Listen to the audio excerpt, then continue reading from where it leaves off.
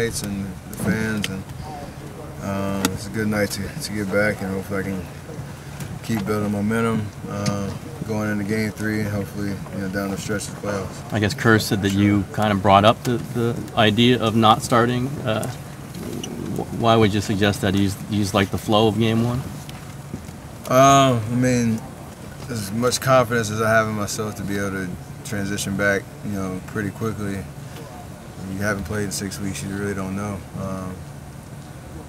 Especially getting into playoff intensity type of basketball, so to kind of keep the flow that we've had in the starting unit, obviously Game 1 and how they played in Game 1, but the entire playoff run so far in the last 10 games, just kind of keep that going, and whatever I could give, would be able to kind of supplement that off the bench and be able to manage my minutes a little bit better, so I could play at the right times, as opposed to killing rotation with me playing short bursts, coming in, coming out type of vibe. So I had experience with that 2 years ago. It worked, and that experiment is over. Yeah, you're not recommending it. Steph, what do you remember about that shot back in 2015? What does that rank for you as far as your shots that you made, big shots you made? The shot here. It's hard to rank them, but it's a great moment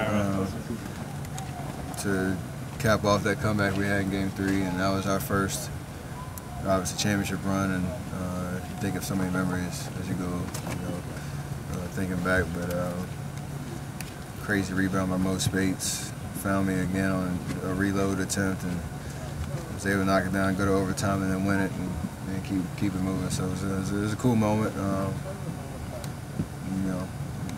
One that you do remember. Coach said he was going to bump your minutes up a little bit. How do you feel win-wise? Do you feel like you can exceed the 30-minute mark? Oh, for sure. I've been working hard. I mean, there's obviously no way to simulate a game type, pace, especially playing a team like New Orleans. Look at some of the numbers from last game, how fast they were playing. Obviously, that's how we're used to, but when you have two back and forth, you're going teams, at top speed, just going back and forth. You kind of don't know how your body's going to react to that, but managed all right Game 1. I'll build off of that into Game 2.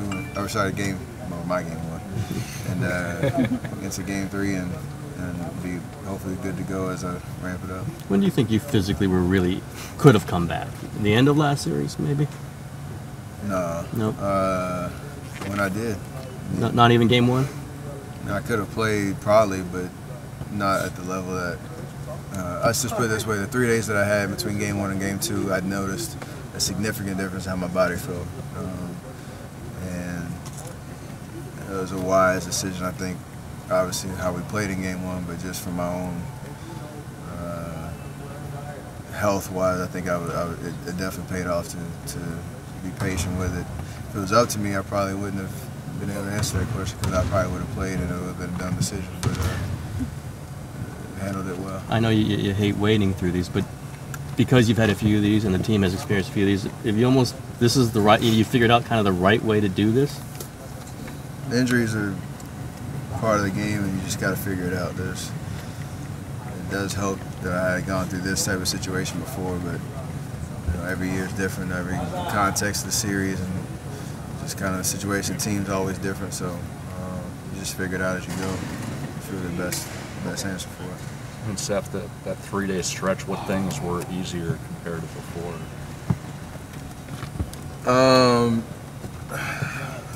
Probably just a little bit of the edge of the it's like a soreness type of feeling that it's hard to explain, but one that I was working out through, playing through, running through on Saturday when Game 1 was. Felt like it wasn't going to slow me down when I was out on the floor. As I went through to Tuesday, really wasn't any of that to speak of, and I think it probably helped more so in my recovery from post game. And 3 extra days, I felt pretty good waking up Wednesday morning. Might not have been that way Sunday morning, so just patience was key. Did you tell yourself you were going to shoot right first time you touched him? No. That just happened. Just a flow thing, and it felt good. The pass was on time, on target. I got my feet set, and just launch it. And yeah, there really wasn't much thought to. I didn't even know the play until I got to half court as I was dribbling the ball down and using that sense. If I know I'm going to shoot a shot, I probably would have caught a play for myself, but didn't have time to do it. It just worked out that way. What's it been like for you just kind of handling the checks and balances in place with Steve and Chelsea and Bob and I'm sure others? I really needed to get my my salesman hat, my negotiating skills a lot better because my record against them is not great. Obviously, it's not a me versus them conversation, but in my head, in those times, it kind of turns into that. But they obviously have my best interests when it comes to what they advise me to do, and really the biggest thing is with Coach and how kind of the decision not to play game 1 versus 2 was up to him and how he could handle. How he would have handled, me being available for like 20 minutes or so, and it just not being in the best interest of us. Winning this, game 1 in that series and beyond health-wise for me. So he just made a call and we got to roll with it. So what would you say the record is? I might have won 1. I don't know, but I don't know where it was. It's not good. When you're suggesting maybe you could come off the bench in the last game, did you suggest 420 at the time? That's a long wait to get in that game. I knew when I was coming in for sure. Oh, the Clay sub. Yeah, I knew when I was coming in, but it's a totally different vibe when you're sitting watching for 5.5 weeks. The game just kind of flows at its own pace, but then there's a different anticipation and anxiousness when you know you're going in. And that 8 minutes felt like an eternity. So they called me real fidgety in practice last week or whatever. I was real fidgety on the bench. And you went and got a piece of gum from a fan? Oh, I do that every game. Do you? Okay. I just don't see it when it's that early. Yeah, it's a lot of commotion after starting lineup, so you don't see it. Is that a fan you trust? Oh yeah. It's the same fan every time? I don't take gum from him. My mama taught me better than that. Draymond got into a little bit with Rondo and, Last one. and had a little tangle with AD in the last game. The fans are probably going to boo him a good bit tomorrow night. Do you think he likes that kind of stuff when the real crowd gets on him in these type of games? You said they're going to boo him? Yeah. That's kind of standard protocol for not only him but for us as a team when we come to the road building, so that's not going to be anything new.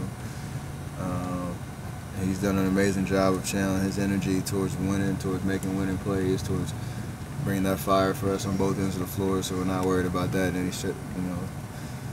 any sense. And he's locked in right now. We're locked in as a team, and when it comes to dealing with road environments in the playoffs, we've been in a lot of crazy places and won a lot of games. So just gotta use that experience and understanding that it's going to be a tough game because they're going to come out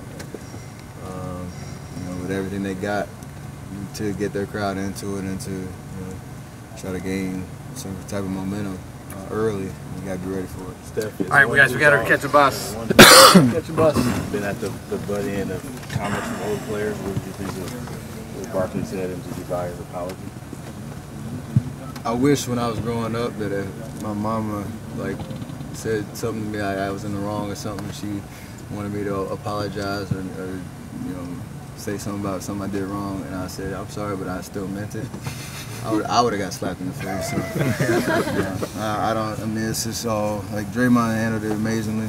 I don't think it's gonna let him affect what happens on the floor, but when it comes to people with microphones and on screen or whatever, you can't take that stuff too seriously because most of it is just for show. Great. Thank you. Appreciate that.